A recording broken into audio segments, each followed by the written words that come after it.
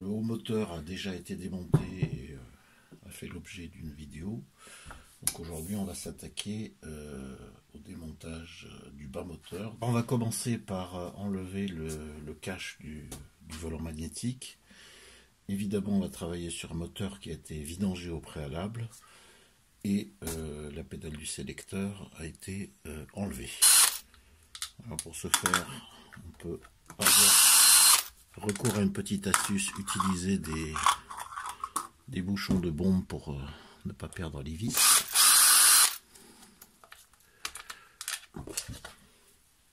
Et voilà, donc là nous avons notre volant magnétique. Pour déposer l'écrou central du volant magnétique, on va utiliser une déboulonneuse à percussion.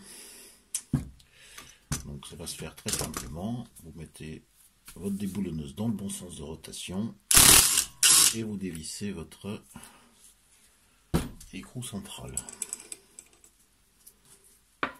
Ensuite on a une rondelle fendue qui se trouve derrière l'écrou qu'on va sortir également à l'aide d'un aimant et d'un tournevis. Pour sortir le volant magnétique on va utiliser un extracteur.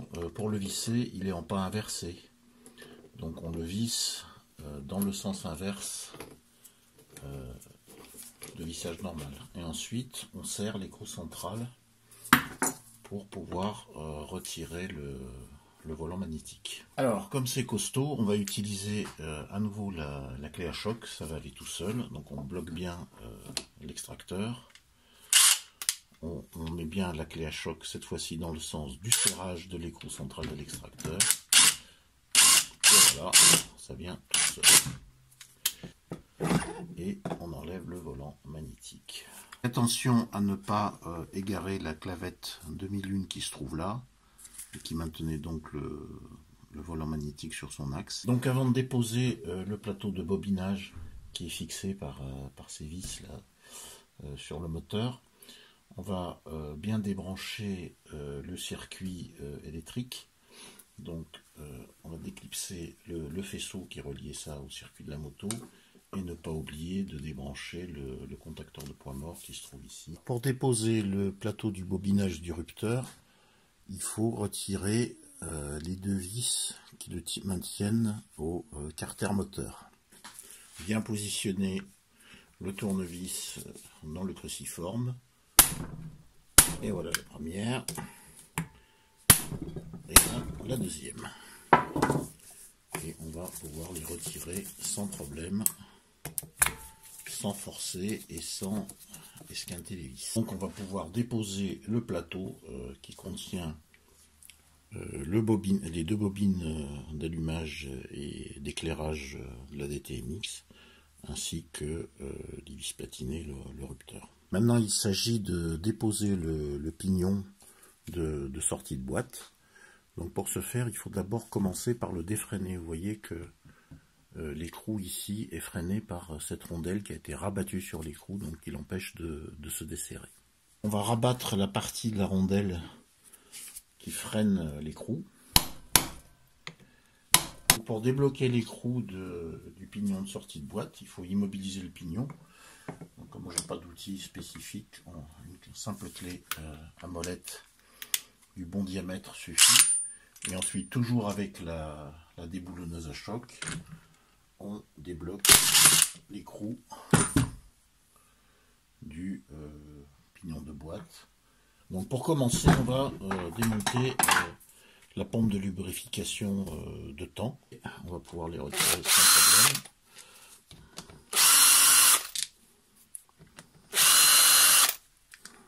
Pour retirer la pompe de lubrification, il suffit d'enlever, de desserrer les deux vis qui la retiennent au carter.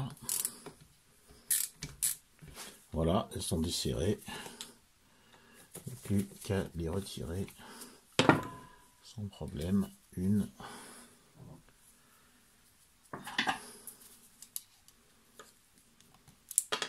Et deux.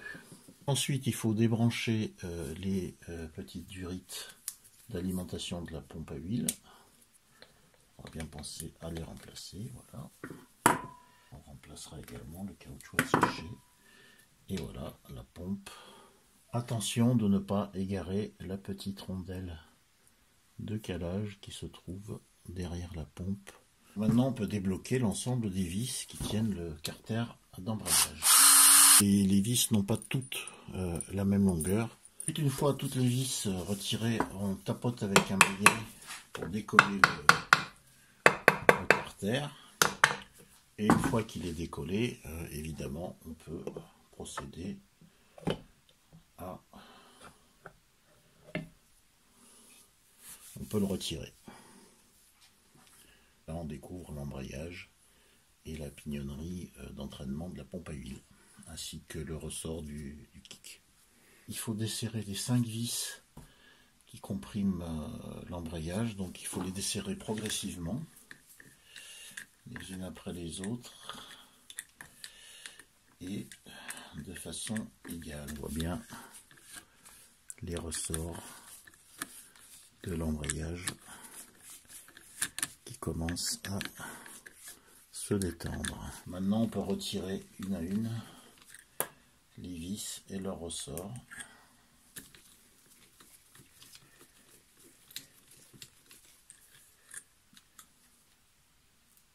On peut retirer l'ensemble, les empilements de disques. Faites bien attention de ne pas perdre la bille de débrayage qui se trouve à l'intérieur de l'arbre primaire. Maintenant il faut desserrer l'écrou qui tient la noix d'embrayage. Donc là aussi on a une rondelle freinée qu'on voit ici qu'il faut débloquer avant de desserrer l'écrou.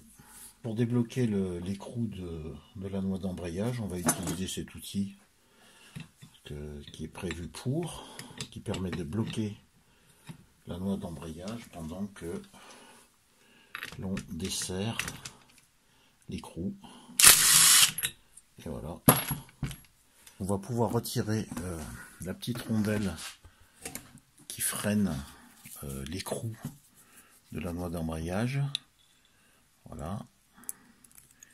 Et on remarque bien que elle possède un petit ergot qui vient se positionner, l'ergot il est là, qui vient se positionner dans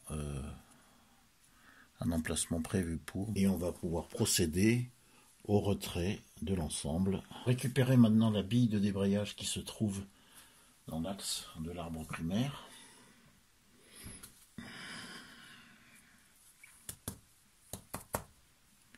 Voilà. On va retirer également le petit pignon qui entraîne le compteur le contour. Et on va déposer maintenant le pignon de transmission de primaire en débloquant l'écrou, toujours avec notre clé à choc. Voilà. Sa rondelle. La rondelle qui vient avec.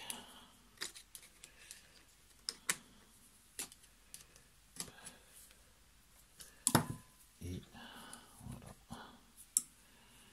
L'écrou, la rondelle. Et évidemment, ne pas oublier cette clavette qui se trouve ici. Donc voilà le pignon, la rondelle, l'écrou et la fameuse clavette qui est là. Voilà. Qui vient se positionner ici dans cette encoche. Notez cette plaque qui tient le joint speed, qui bloque le joint speed sorti de Villebrequin. Maintenant on peut extraire le mécanisme du Kickstarter en débloquant ici son ressort. Voilà, il sort sans problème. Voilà. Donc on verra ensuite au remontage comment on le positionne là et là. Et on peut également sortir le mécanisme qui actionne tout le système de changement de vitesse. Voilà, donc l'arbre du sélecteur de vitesse. Concernant le sélecteur de vitesse, attention de ne pas égarer ce petit galet qui est là, et qui permet le verrouillage dans le mécanisme de sélection. Enlever les 2 circlips qui se trouvent là et qui vont permettre de le dégager. Donc voilà le petit et le plus gros qui se trouve ici.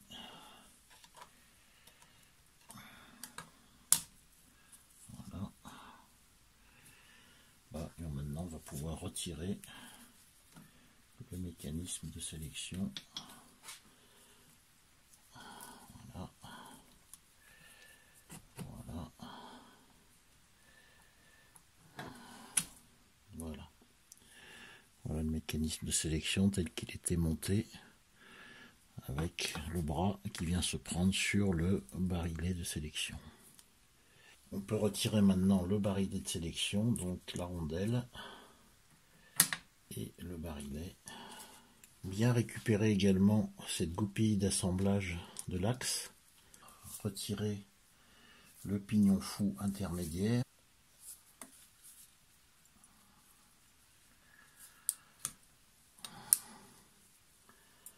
Voilà. Le circlip. Et maintenant on peut retirer le pignon intermédiaire avec une rondelle devant, une rondelle derrière et un deuxième circlip. Et voilà, on va retirer donc le deuxième circlip. On peut maintenant débarrasser le carter, le demi-carter de tous les autres des éléments restants de la commande de vitesse et de la petite plaque qui maintient le joint SPI.